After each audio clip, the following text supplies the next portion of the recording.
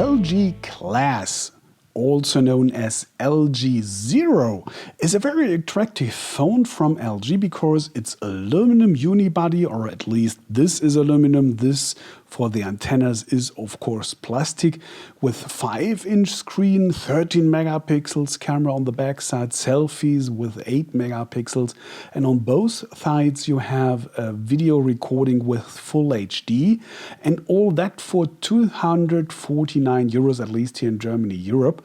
So this is kind of a attractive price for a very solid aluminum LG Android phone. Especially it's with 5-inch screen, that size that you can still use it with one hand if you have to.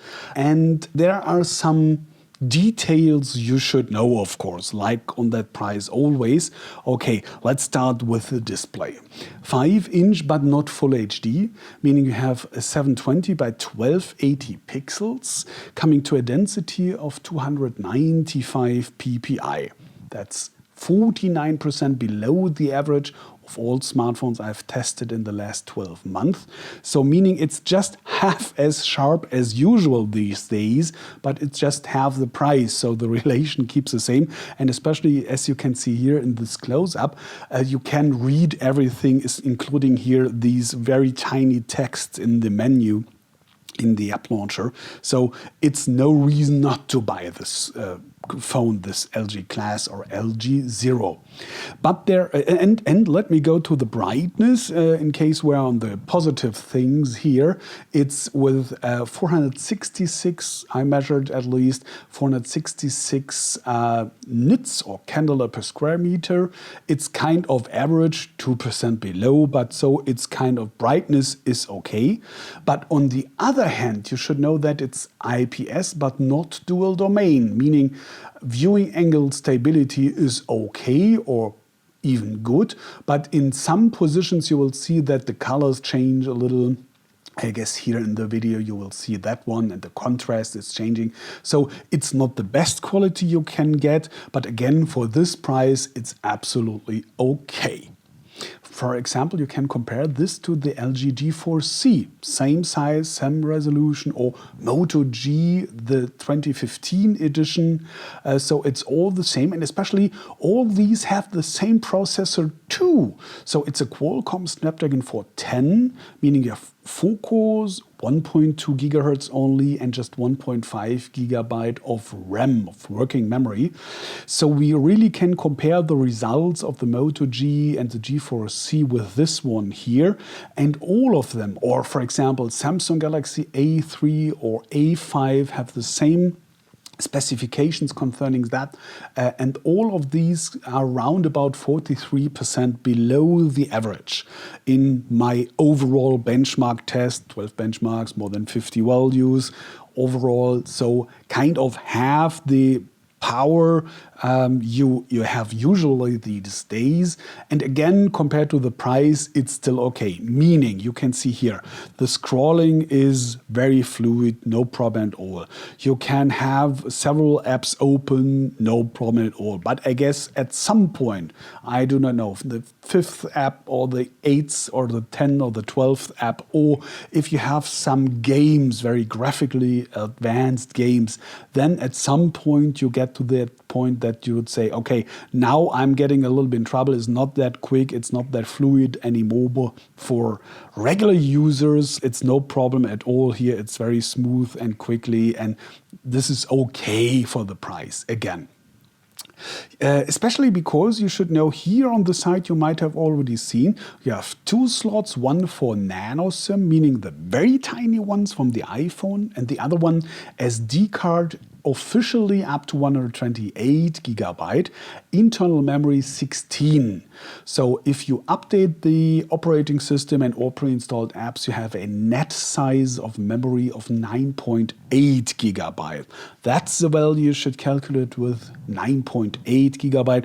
Again, for that price, absolutely okay, especially you have 4K and dual-set HSPA, Bluetooth 4.1. So the only thing is Wi-Fi AC is not supported, and you do not have the 5 gigahertz band on Wi-Fi N, so the old 2.4 gigahertz only.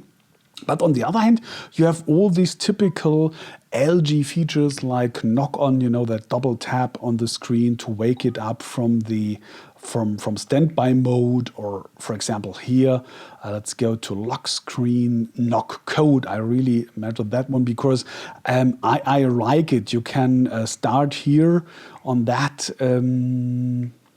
Let me go there. Yeah, so I have a knock code here programmed, and then afterwards you can kind of secure your phone and unlock it with repeating that typical code in whatever place you want on the screen, if it's a big one, tiny one, whatever. So it's working, so it's quick and kind of secure. I really like this one.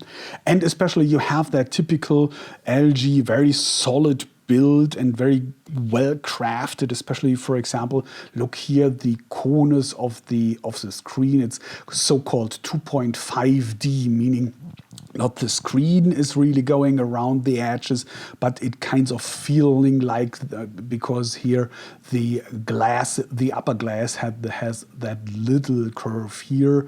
And especially look for the design. It reminds me, at least, on the Microsoft or Nokia Lumia phones. And that's not negative meant, but battery is fixed.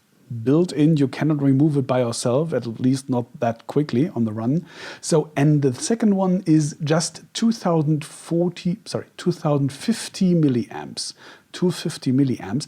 And if you compare the battery capacity to the size of the display, and that's consuming the most power, the display, and then that relation is 25% below the average. So that's not the best message, as I guess you will not come through the day if you're using your phone very intensely. If you compare, for example, the Moto G, like I told you, same display size, same processor, Moto G has 2470 milliamps, or even the LG G4C, 2540 milliamps, 2540 instead of 2050. So you see, all have more battery capacity than this one. So if you might be tending to use your phone more than normal intense, so kind of tending to heavy usage, so maybe you go at least for the LG G4C or something else. But if you're just having some phone calls and some mails and some reading in the web or whatever, you should come through the day. But I can't tell more at the moment, as I've not done any runtime test. That's following later. This is just a guess from the relation of the capacity of the battery and the size of the display. So I will be careful at this point, please understand that. But I hope I could give you some first impressions from the LG class or LG Zero. Thanks for watching, take care and bye.